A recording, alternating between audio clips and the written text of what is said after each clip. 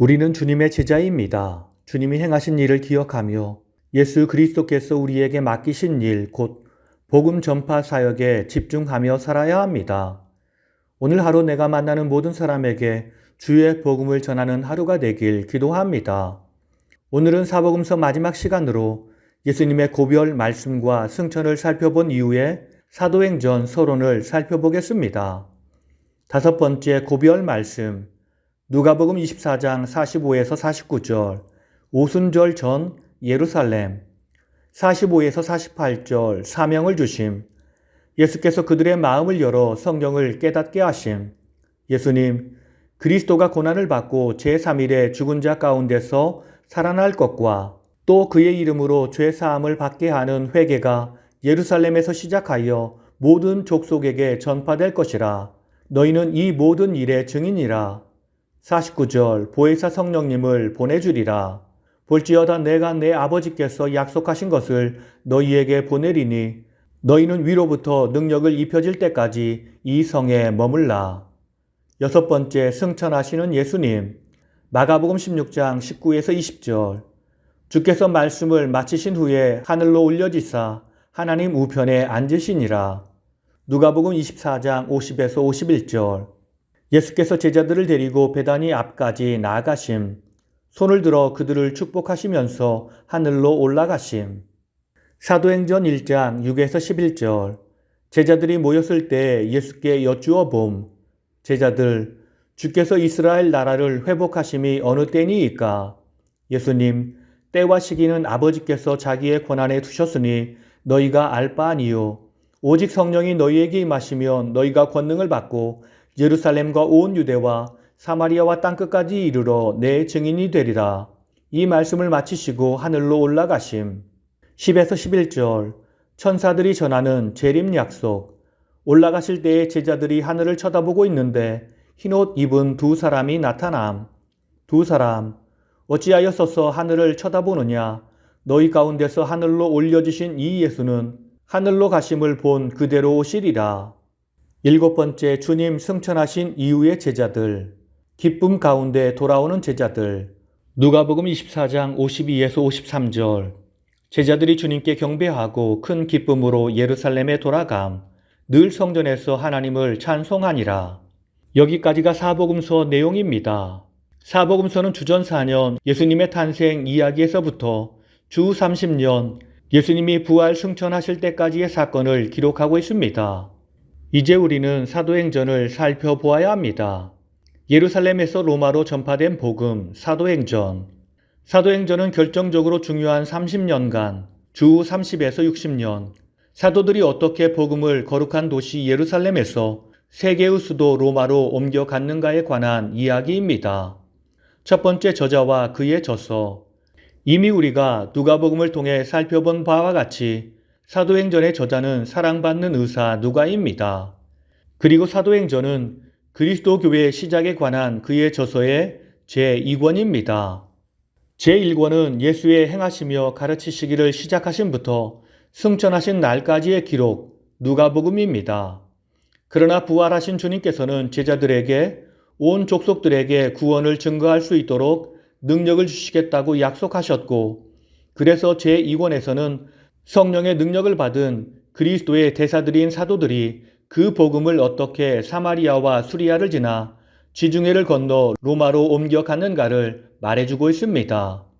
누가는 그의 책 2권을 데오빌로 각하에게 보내었는데 그는 아마 로마의 고위층에 있는 사람이었을 것이고, 또한 누가가 복음 전도의 대상으로 삼았던 독자들, 교육받은 로마인들의 전형적인 인물이었을 것입니다.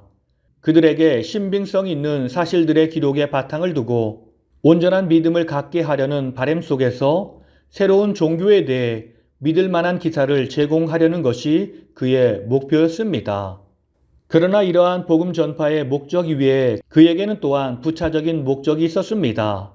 누가복음 사도행전을 연구해 보면 누가는 그의 이방인 독자들 앞에서 그리스도교를 변증하고 또 적대자들이 은근히 둘러서 이야기하는 것처럼 그리스도교가 로마의 평화에 위협이 되지 않는다는 것을 확신시키고자 했습니다. 누가복음과 사도행전에서 우선 예수에 대해 기록하고 그 다음에 사도 바울에 대해 기록하면서 로마 당국으로 하여금 그들의 죽음에 대해서 책임을 면하게 하려는 경향이 발견되는 것은 바로 그런 까닭에서입니다. 누가복음을 기록할 때 누가는 마가복음과 예수님의 말씀 어록 그리고 누가 공동체가 가진 특별한 자료들을 가지고 있었습니다.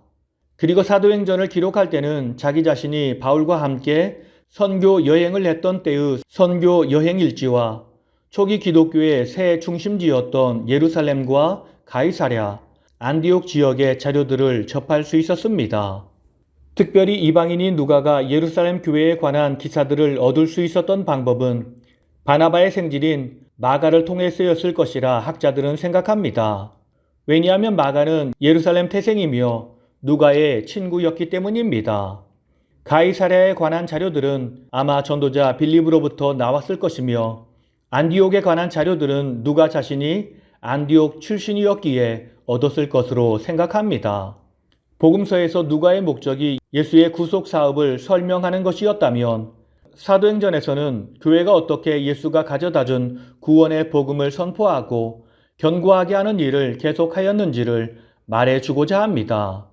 누가복음은 언제 기록됐는가? 누가가 복음서를 쓸 때 마가복음을 사용했다는 점에서 대체로 주 80년경에 기록되었다고 생각됩니다. 두 번째 사도행전의 내용. 사도행전은 주 30에서 60년 어간에 있었던 사건을 망라하며 모두 28장으로 되어 있습니다. 이것은 내용상 네 부분으로 나눌 수 있습니다.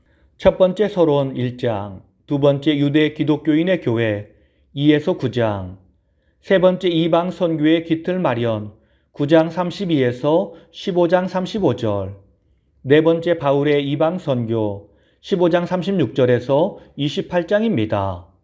서론 부분에서는 예수께서 제자들을 떠나는 장면과 유다의 자리를 메우기 위해 마띠아를 선출하는 기사가 연결되어 있습니다. 이 장은 약속된 성령이 제자들에게 임했던 오순절 날의 예루살렘 교회를 묘사합니다. 교회가 공인하는 지도자로서 베드로를 중심으로 신앙이 예루살렘 안팎에 두루 퍼지기 시작합니다. 처음에 기독교인들은 유대인들과 눈에 보이는 불화는 없었습니다. 그러나 이윽고 복음의 새 포도주는 낡은 가죽 부대들을 터뜨리기 시작합니다. 신앙의 본질을 새롭게 터득한 스데반은 담대한 연설로 유대인의 분노를 사 최초로 돌에 맞아 죽습니다. 이 일로 박해가 시작됩니다. 교회가 흩어지게 되고 이와 함께 복음의 영향권이 빌립을 통해 사마리아로 그리고 다메섹으로 확장되어 나아가며 바로 그곳에서 가장 심한 박해자였던 사울이 극적으로 회개하여 신앙의 길로 돌아섭니다. 제3부에서는 이방 선교가 얼마나 진지하게 시작되었는지를 말해주고 있습니다. 가이사랴에서 베드로는 복음이 유대인뿐만 아니라 이방인들도 위한 것이라는 부인할래야 부인할 수 없는 명백한 증거를 받습니다. 이윽고 복음은 북쪽으로 수리아의 안디옥까지 퍼져나갑니다. 로마 제국에서 세 번째로 큰 도시인 수리아 안디옥은 장차 13번째 사도 바울의 작전 기지가 될 도시였습니다. 곧 바울과 바나바는 선교 여행길에 올라 구브로를 떠나 소아시아로 갑니다. 이들이 선교에 성공하자 예루살렘에서 최초로 사도회의가 열리고 이방인들을 어떤 조건으로 교회에 받아들일 것인가를 결정합니다. 제4부에서는 바울이 아시아를 지나 유럽으로 복음이 확산되는 것을 진두지휘한 이야기와 마게도냐, 아덴, 고린도의 복음이 전파된 이야기를 담고 있습니다.